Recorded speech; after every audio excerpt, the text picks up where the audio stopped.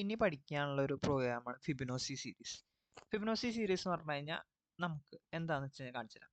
അപ്പോൾ ആദ്യം നമ്മൾ ഡിഫോൾട്ടായിട്ട് ഒരു 0യും 1 ഇട്ട് കൊടുക്കുക. വെറുതെ ഒരു 0യും 1. ഇനി എന്നിട്ട് ഇതിനെ ആഡ് ചെയ്തിട്ടുള്ള നമ്പർ ആയിരിക്കും അടുത്ത നമ്പർ. ശ്രദ്ധിച്ചു നോക്ക്, 0 + 1 അതായിരിക്കും അടുത്ത നമ്പർ. ഇനി അതുപോലത്തെ ഇപ്പോൾ ഈ നമ്പർ കിട്ടിയല്ലോ, അപ്പോൾ ഈ നമ്പറും പ്ലസ് ചെയ്ത നമ്പർ ആയിരിക്കും അടുത്ത നമ്പർ. കണ്ട 1 + 1 2 കിട്ടി.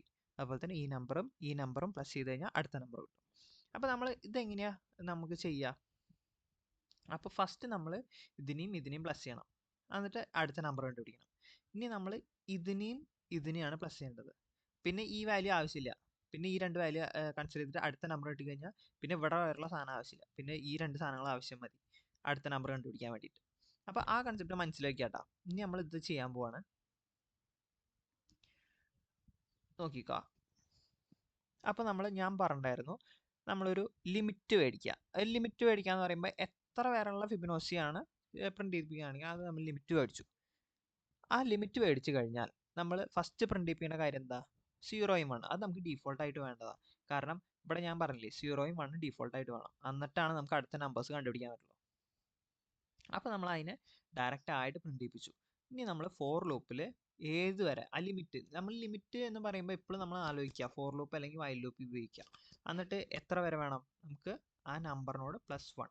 +1 എന്ന് പറഞ്ഞാൽ ഞാൻ പറഞ്ഞില്ലേ ലിമിറ്റ് ഫോർ ലൂപ്പിൽ ഉപയോഗിക്കുമ്പോൾ നമ്മളിപ്പോൾ ഒരെണ്ണം കൂട്ടിയിട്ട് ഇടണം, എന്നാലാണ് നമ്മൾ ഉദ്ദേശിക്കുന്ന റേഞ്ചിലേക്ക് എത്തുള്ളൂ. ഇനി നമുക്ക് എന്താ ചെയ്യേണ്ടത്? ഇതിനെയും പ്ലസ് ചെയ്യണം. ആ കൺസെപ്റ്റ് കണ്ട.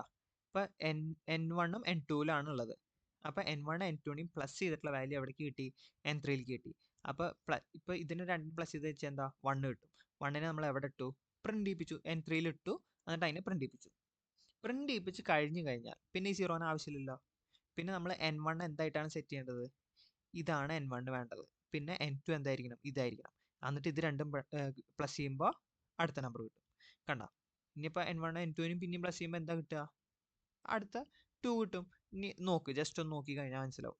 ഇപ്പോൾ നമ്മളിവിടെ 5 കിട്ടും. ഇനി നമ്മൾ നോക്കുക, സബ്മിറ്റ് കൊടുത്തു. ആദ്യം n1നെ 0 ആക്കി, n2നെ 0 ആക്കി, ആദ്യം രണ്ടിനെയും പ്രിന്റ് ചെയ്യിപ്പിച്ചു. കണ്ട 0 1ഉം പ്രിന്റ് ചെയ്യിപ്പിച്ചു. ഈ end ഈക്വൽ ടു ബ്രാക്കറ്റ് എന്ന് പറയുമ്പോൾ ഇങ്ങനെ വരാൻ വേണ്ടിയിട്ടാണ്, ലാറ്ററൽ മറ്റേ ഈ ഹൊറിസോണ്ടലായിട്ട് വരാൻ വേണ്ടിയിട്ടാണ് ഞാൻ ഇട്ടത്. ഇനി അടുത്തത് നോക്കുക. ഫോർ ലൂപ്പിൽ കടന്നു, ഈ രണ്ട് നമ്പറിനെയും പ്ലസ് ചെയ്തു. അപ്പോൾ ഈ രണ്ട് നമ്പറിനെയും പ്ലസ് ചെയ്തു. എന്നിട്ട് നമ്മൾ എന്ത് പ്രിന്റ് ചെയ്യിച്ചു? n3 കിട്ടി. n3ലേക്ക് 1 ആണെന്ന് കിട്ടി. എന്നിട്ട് അതിനെ പ്രിന്റ് ചെയ്യിപ്പിച്ചു. അപ്പോൾ ഇനിയിപ്പോൾ ഈ രണ്ട് കാര്യങ്ങളും ഉണ്ട്. അപ്പോൾ ഈ രണ്ട് നമ്പർ ഇപ്പോൾ എവിടെ സ്റ്റോർ ചെയ്തിട്ടുണ്ട്? n2ൽ 1 സ്റ്റോർ ചെയ്യുന്നുണ്ട്, n3ൽ 1 സ്റ്റോർ ചെയ്യുന്നുണ്ട്. അതായത് ഇതുമാണ് സ്റ്റോർ ചെയ്ത് കിടക്കുന്നത്. ഇനി നമുക്ക് അത് എന്ത് ചെയ്യണം? വീണ്ടും ലൂപ്പിൽ വരുമ്പോൾ n1 + n2 ആണല്ലോ n3ലേക്ക് വരിക. അപ്പോൾ നമ്മൾ എന്താക്കണം? n1നെ എന്താക്കി സെറ്റ് ചെയ്യണം? n2 ആക്കി സെറ്റ് ചെയ്യണം. അപ്പോൾ അതെന്തിനാ? നമുക്ക് ഈ രണ്ട് നമ്പറല്ലേ ഇനി നോക്കണ്ടോ?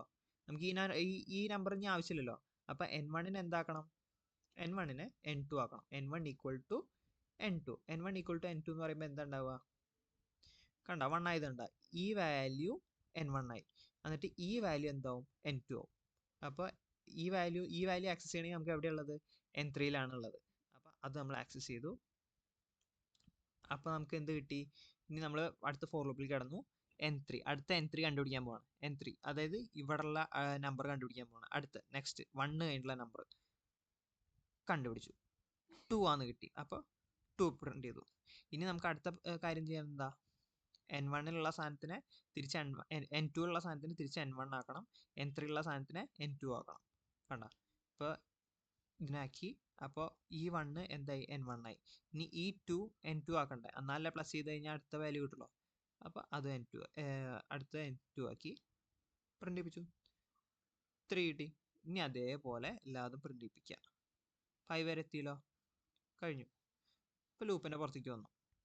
ഇത്രയും കഴിഞ്ഞ് കഴിഞ്ഞാൽ സംഭവം സെറ്റായി. ഇത്രയാണ് നമുക്ക് ചെയ്യാനുള്ളത്. ഇതിൽ നമുക്ക് ഇത് രണ്ടെണ്ണം നമ്മൾ കൊടുത്ത വാല്യൂ ബാക്കി 5 എണ്ണം വരികയും ചെയ്തു. അപ്പോൾ നമ്മൾ കൊടുത്ത ലിമിറ്റിനനുസരിച്ച് വന്നു. ഇത്ര ബേസിക് ആയിട്ടുള്ള കൺസെപ്റ്റ് ഉള്ളൂ.